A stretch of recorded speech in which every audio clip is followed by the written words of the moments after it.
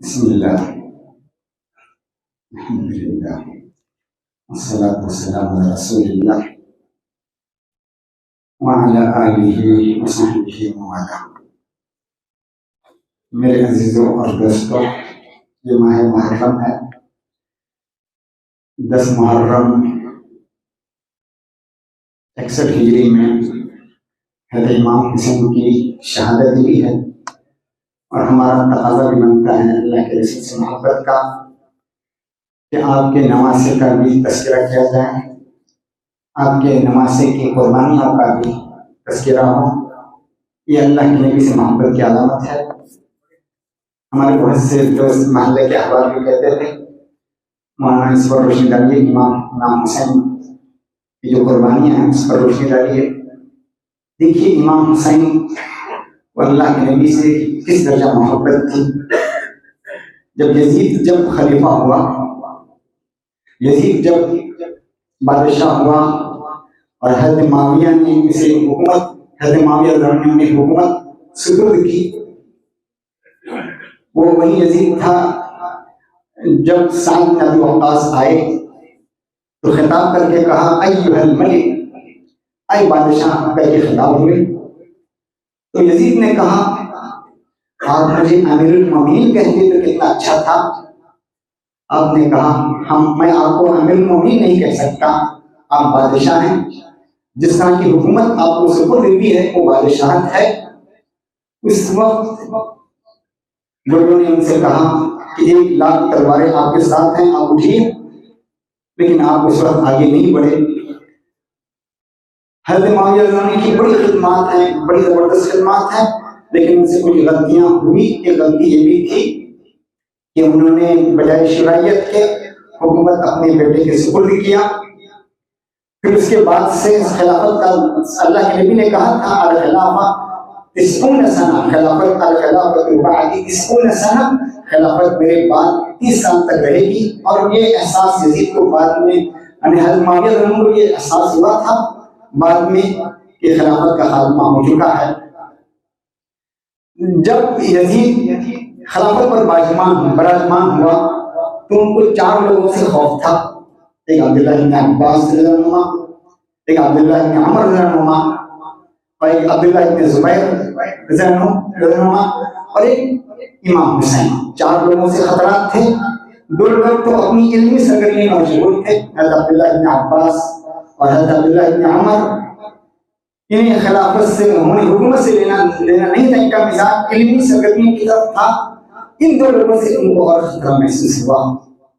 اور حقیقت بھی ہے کہ کچھ لوگ بعض لوگ کبھی امام حسین کی خلافت کو بغاوت قرار دیتے ہیں، نعوذ باللہ بغاوت نہیں تھی۔ کچھ لوگ اس کو معمولی ووٹ کی حیثیت دیتے ہیں، ووٹ کی حیثیت بھی نہیں تھی۔ نہ ان کی بیعت محض ووٹ تھی، اور نہ محض صرف ووٹ نہیں تھی ان کی کہ ووٹ کی حیثیت رکھیں، ووٹ دینا دے، یہ معاملہ نہیں تھا، یا بغاوت نہیں تھی، یہ کھلا ہوا چیلنج تھا۔ اللہ کے نبی کا جو آپ سے رشتہ اور تعلق تھا، اس کا تقاضا یہ تھا کہ اپنی آنکھوں سے اسلام ہوتا ہوا نہیں دیکھ پاتے تھے۔ صحیح روایت ہے دخل حسین بن علی المسجد فقال جابر بن عبد الله من احب ان ينظر الى سيد شباب اهل الجنه فلينظر الى هذا فاني سمعت من رسول الله صلی اللہ علیہ وسلم۔ میں یہ کہتے ہیں امام حسین مسجد میں داخل ہوئے، حضرت جابر بن عبداللہ کہتے ہیں جو آدمی نوجوانوں کے یعنی جنت والوں کے سردار کو اگر کوئی دیکھنا چاہتا ہے تو دیکھیں۔ اور کہا حضرت جابر بن عبداللہ نے میں یہ بات اللہ کے نبی سے سنی ہے۔ اللہ کے نبی فرماتے ہیں، تواتر کے ساتھ یہ روایت ہے، ان الحسن والحسین سید شباب اہل الجنہ، حسن اور حسین جنت کے نوجوانوں کے سردار ہیں۔ آپ یہ غور کیجیے، جنت میں بوڑھے اور جوان ہوں گے، سب جوان ہوں گے۔ جنت میں کوئی بوڑھا، کوئی بچہ، کوئی جوان، سب جوانی ہوں گے۔ تو غور کیجیے، تمام لوگوں کے سردار قرار پائے۔ امام حسن حسین کو گویا جنتیوں کا سردار کہا۔ اللہ کے نبی نے فرمایا، ترمذی کی روایت ہے، حسین منی وانا من حسین، میرا حسین میرا ہے اور میرا تعلق حسین سے ہے۔ اللہ کے نبی نے فرمایا احب اللہ من احب الحسین، اللہ اس سے محبت کرے کہ حسین سے محبت کریں۔ حضرت ابو ہریرہ کی روایت ہے، آپ بچے کو اٹھائے ہوئے تھے، آپ امام حسین بن علی کو اٹھائے ہوئے تھے اور کہہ رہے تھے اللہم انی احبہ فاحبہ، اللہم انی احبہ، اے اللہ میں اس کو چاہتا ہوں تو اس سے محبت کر۔ جس شخص کا یہ حال ہو، اللہ کے نبی سے جس کا یہ تعلق ہو، تو کیا اس کی قربانیاں بغاوت ہے یا صرف ووٹ کی حیثیت رکھتی ہے؟ وہ تو انقلاب چاہتے تھے، تبدیلی چاہتے تھے، اللہ کے نبی کی زندگی کو اپنی آنکھوں سے دیکھا تھا، خلفائے راشدین کی سرگرمیوں کو اپنی آنکھوں سے دیکھا تھا، حضرت ان کے والد محترم کی قربانیوں کو اپنی آنکھوں سے دیکھا تھا۔ یہ صرف محض ووٹ کا معاملہ نہیں تھا یا بغاوت کا معاملہ نہیں تھا۔ امام حسین خود کہتے ہیں امام حسین کا مقصد اصلاح تھا۔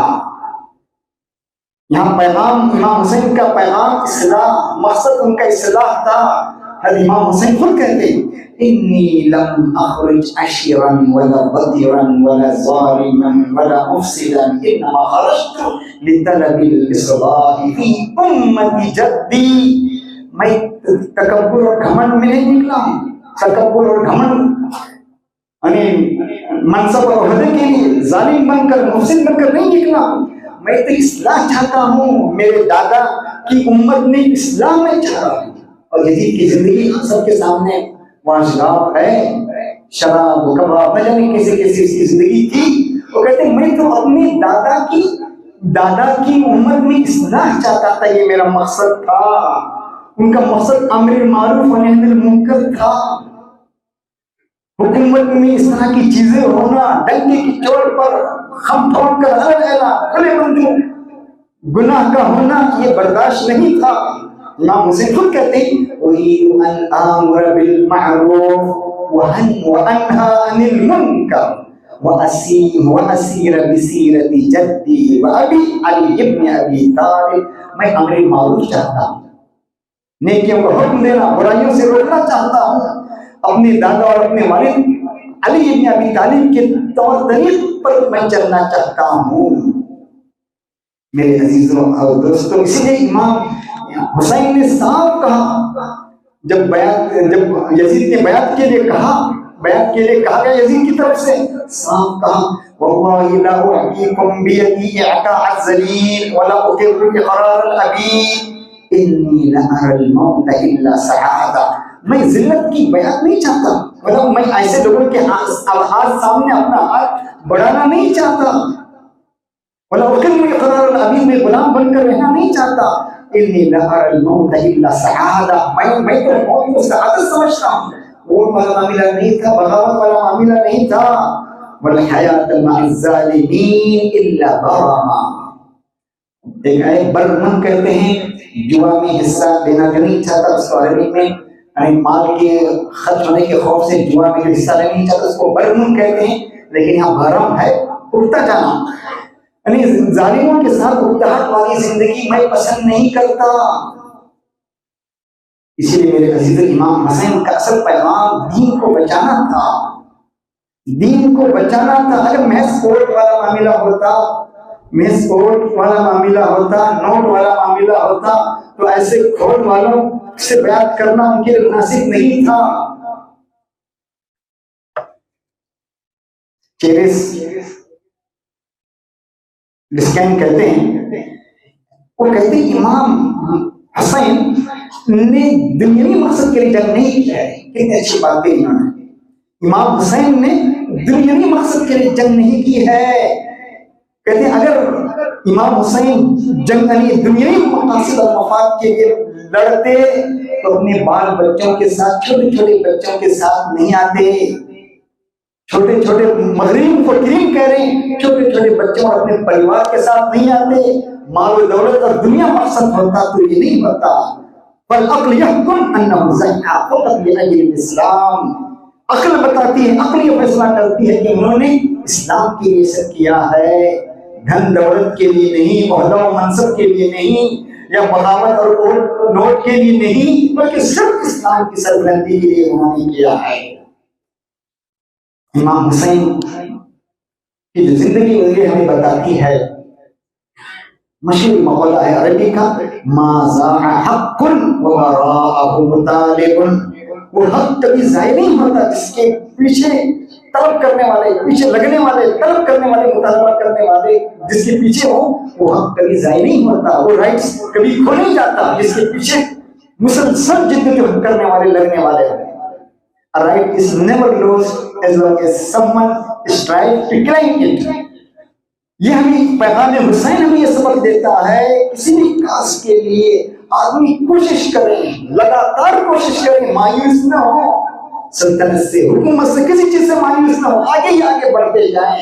یہ ہمیں پیغام دے۔ محمود عقاد کہتے ہیں، کتنی اچھی بات کہتے ہیں، محمود عقاد بڑے ادیب ہیں عربی زبان کے، وقت نہیں مختصر میں کہوں، تلک جریرۃ یوم واحدہ وهو یوم کربلا واذا بالدولة العریضہ تذهب في امر رجل واحد مدید واذا بالغالب في يوم کربلا اقصر من المغلوب كل ذلك بفضل الله، بفضل المطالبة المستمرة التي كانت قائمة من قبل أهل البيت وشيعتهم بشتى الصور والوسائل۔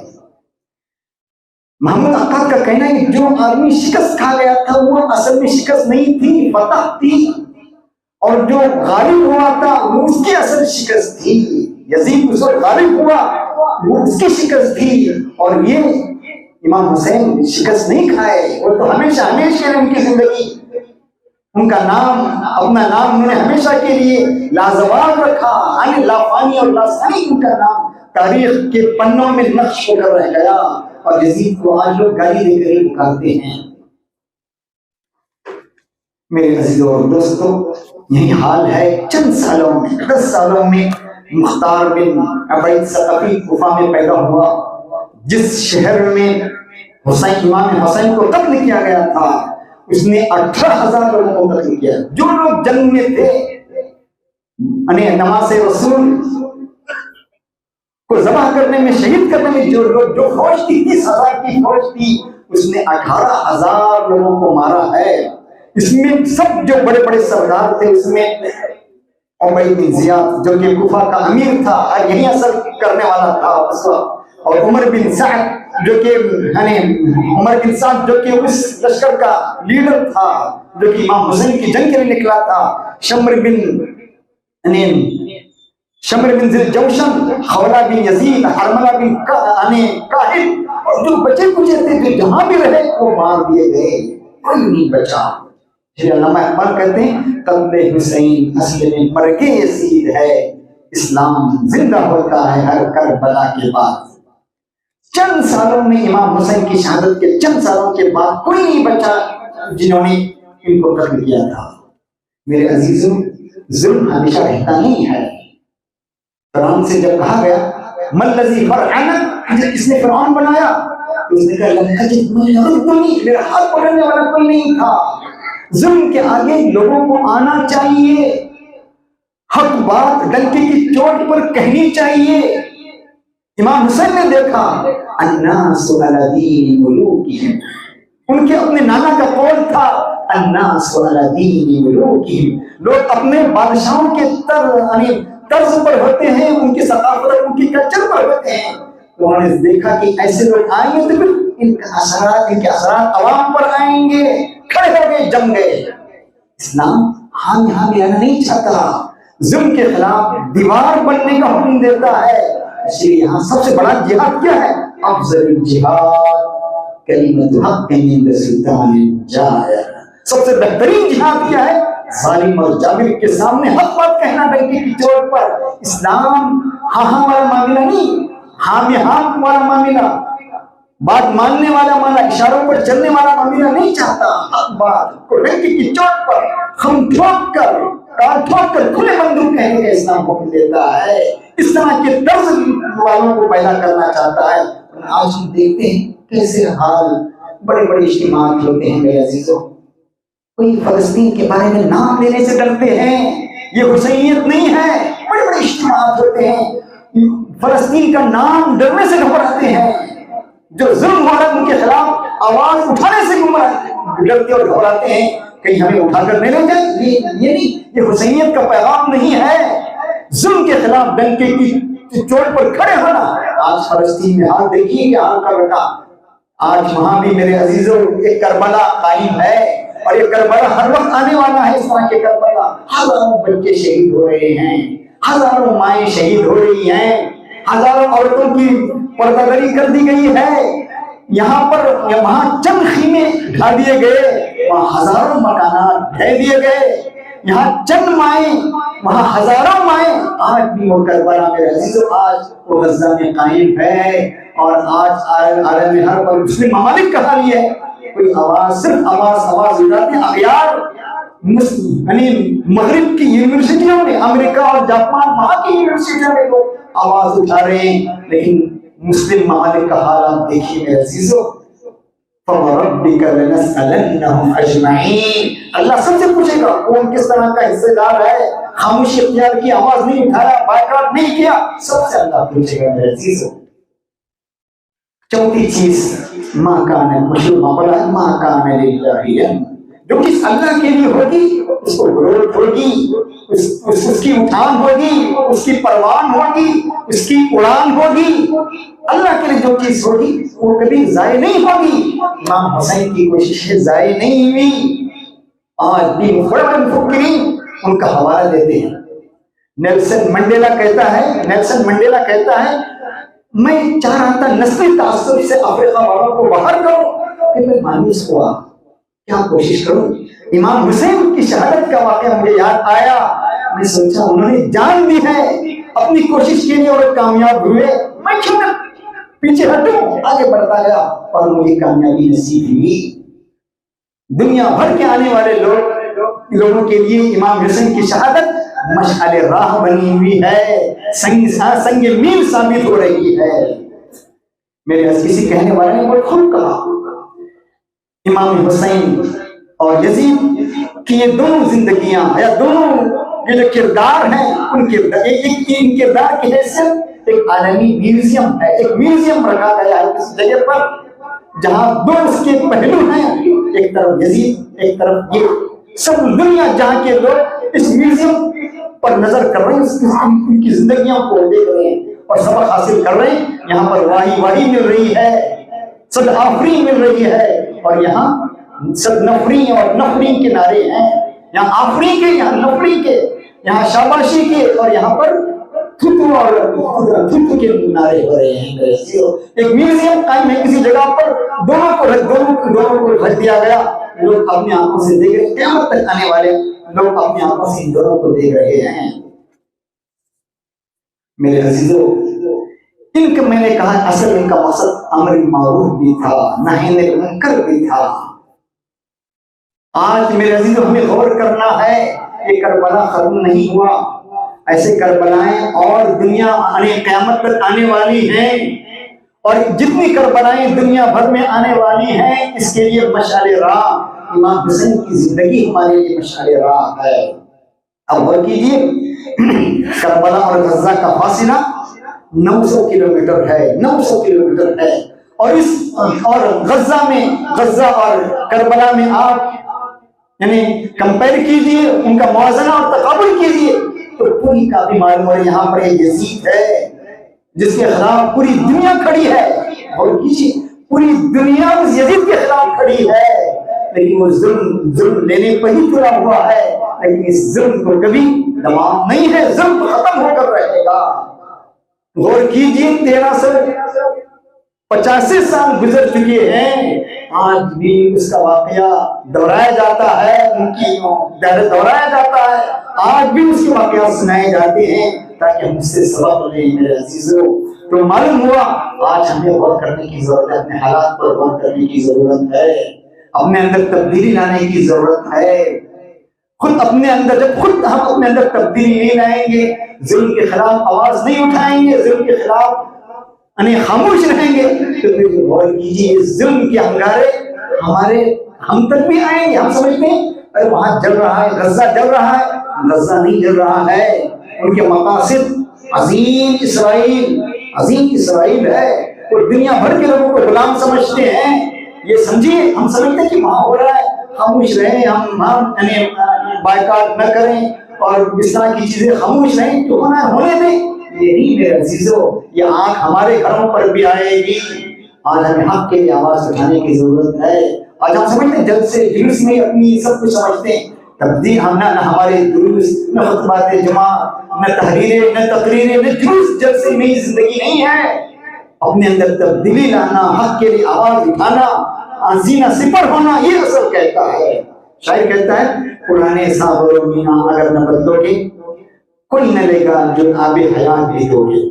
پرانے صابر و مینا اگر نہ بدلو گے کوئی نہ لے گا جو آب حیات بھی دو گے. ذرائع اور مقاصد میں فرق ہوتا ہے، کب تک فقیہان شہر سمجھو گے. آج میرے عزیزوں ہمیں بیداری کی ضرورت ہے، تبدیلی کی ضرورت ہے. امام حسین کی زندگی کا مطالعہ کرنے کی ضرورت ہے اور اپنی زندگی کے اندر تبدیلی لانے کی ضرورت ہے. اور ہمیں دیکھنا ہے کہ امام حسین کی زندگی، امام حسین کا جو انقلاب لانا چاہتے تھے، وہ انقلاب بغاوت نہیں تھی، وہ صرف ووٹ نہیں تھا کہ وہ صرف محض ووٹ کہہ کر اس پورے عظیم واقعے کو ہم چھوٹا بنا دیں، یہ والا معاملہ نہیں تھا.